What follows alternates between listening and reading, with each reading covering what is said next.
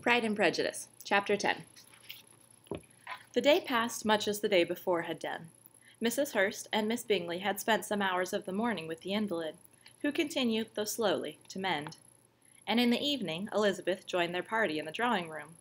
The loo table, however, did not appear. Mr. Darcy was writing, and Miss Bingley, seated near him, was watching the progress of his letter, and repeatedly calling off his attention by messages to his sister. Mr. Hurst and Mr. Bingley were at piquet, and Mrs. Hurst was observing their game. Elizabeth took up some needlework, and was sufficiently amused in attending to what passed between Darcy and his companion. The perpetual commendations of the lady, either on his handwriting, or on the evenness of his lines, or on the length of his letter, with the perfect unconcern with which her praises were received, formed a curious dialogue, and was exactly in unison with her opinion of each. "How delighted Miss Darcy will be to receive such a letter!" He made no answer. "You write uncommonly fast." "You are mistaken. I write rather slowly." "How many letters you must have occasion to write in the course of the year! Letters of business, too! How odious I should think them!" "It is fortunate, then, that they fall to my lot instead of to yours." "Pray tell your sister that I long to see her." "I have already told her so once, by your desire." "I'm afraid you do not like your pen. Let me mend it for you. I mend pens remarkably well." "Thank you, but I always mend my own." "How can you contrive to write so even?" He was silent. "Tell your sister I'm delighted to hear of her improvement on the harp, and pray let her know that I'm quite in raptures with her beautiful little design for a table, and I think it infinitely superior to Miss Grantley's." "Will you give me leave to defer your raptures till I write again? At present I have not room to do them justice." "Oh, it is of no consequence. I shall see her in January. But do you always write such charming long letters to her, Mr. Darcy?" "They are generally long, but whether always charming, it is not for me to determine." "It is a rule with me that a person who can write a long letter with ease cannot write ill." "That will not do for a compliment to Darcy, Caroline," cried her brother, "because he does not write with ease. He studies too much for words of 4 syllables. Do you not, Darcy?" "My style of writing is very different from yours." "Oh!" cried Miss Bingley. "Charles writes in the most careless way imaginable. He leaves out half his words, and blots the rest." "My ideas flow so rapidly that I have not time to express them, by which means my letters sometimes convey no ideas at all to my correspondents." "Your humility, Mr. Bingley," said Elizabeth, "must disarm reproof." "Nothing is more deceitful," said Darcy, "than the appearance of humility. It is often only carelessness of opinion, and sometimes an indirect boast." "And which of the two do you call my little recent piece of modesty?"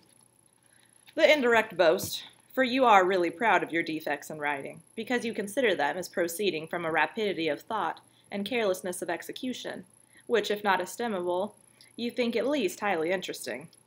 The power of doing anything with quickness is always much prized by the possessor, and often without any attention to the imperfection of the performance.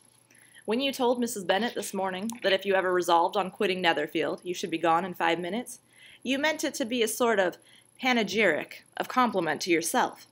And yet what is there so very laudable in a precipitance which must leave very necessary business undone, and can be of no real advantage to yourself or anyone else?"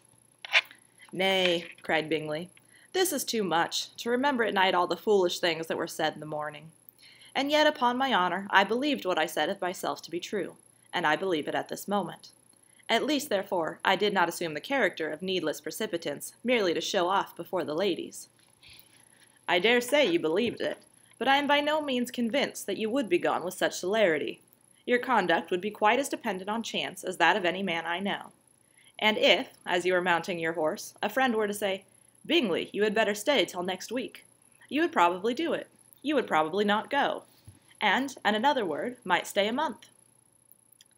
"You have only proved by this," cried Elizabeth, "that Mr. Bingley did not do justice to his own disposition. You have shown him off now much more than he did himself."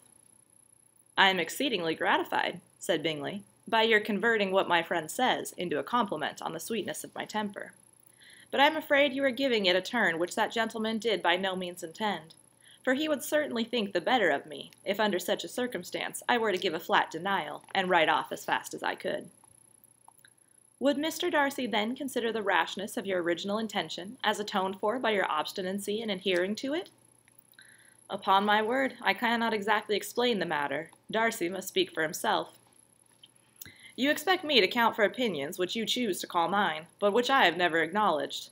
Allowing the case, however, to stand according to your representation, you must remember, Miss Bennet, that the friend who is supposed to desire his return to the house, and the delay of his plan, has merely desired it, asked it without offering one argument in favor of its propriety. To yield readily, easily, to the persuasion of a friend is no merit with you. To yield without conviction is no compliment to the understanding of either. You appear to me, Mr. Darcy, to allow nothing for the influence of friendship and affection. A regard for the requester would often make one readily yield to a request, without waiting for arguments to reason one into it.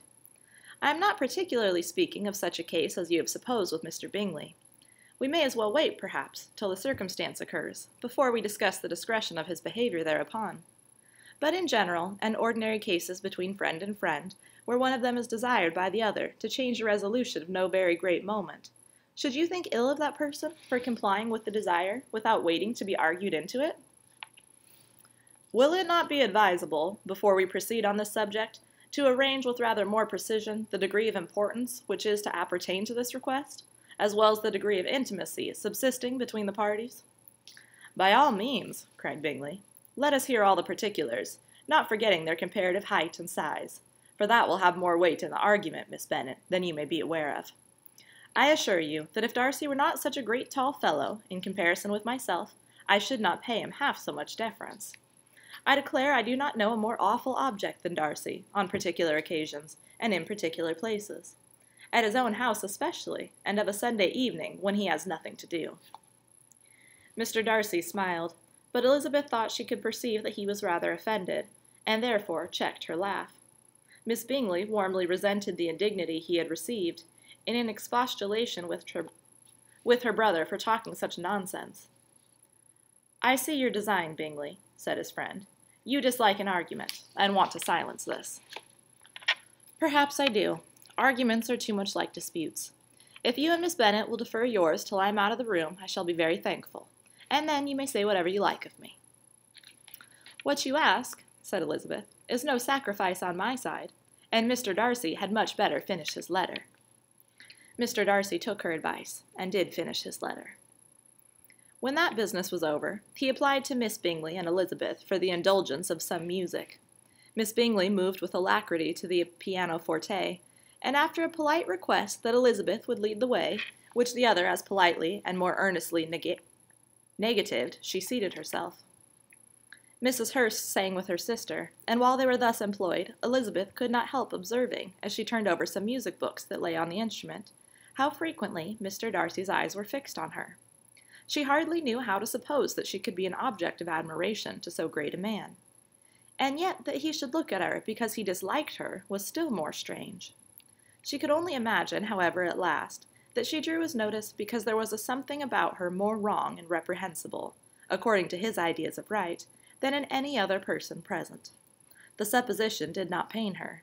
She liked him too little to care for his approbation.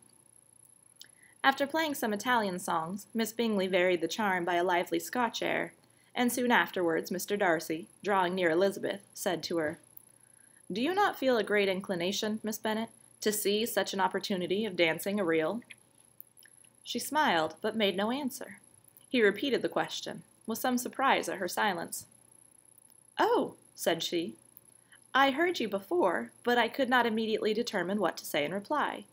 You wanted me, I know, to say yes, that you might have the pleasure of despising my taste, but I always delight in overthrowing those kind of schemes, and cheating a person of their premeditated contempt.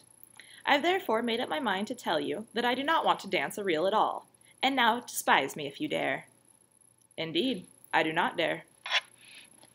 Elizabeth, having rather expected to affront him, was amazed at his gallantry, but there is a mixture of sweetness and archness in her manner which made it difficult for her to affront anybody, and Darcy had never been so bewitched by any woman as he was by her. He really believed that were it not for the inferiority of her connections, he should be in some danger. Miss Bingley saw, or suspected enough to be jealous, and her great anxiety for the recovery of her dear friend Jane received some assistance from her desire of getting rid of Elizabeth. She often tried to provoke Darcy into disliking her guest by talking of their supposed marriage and planning his happiness in such an alliance. "I hope," said she, as they were walking together in the shrubbery the next day, "you will give your mother-in-law a few hints, when this desirable event takes place, as to the advantage of holding her tongue. And if you can compass it, do cure the younger girls of running after the officers. And, if I may mention so delicate a subject, endeavor to check that little something, bordering on conceit and impertinence, which your lady possesses." "Have you anything else to propose for my domestic felicity?" "Oh, yes. Do let the portraits of your uncle and Aunt Phillips be placed in the gallery at Pemberley. Put them next to your great uncle, the judge.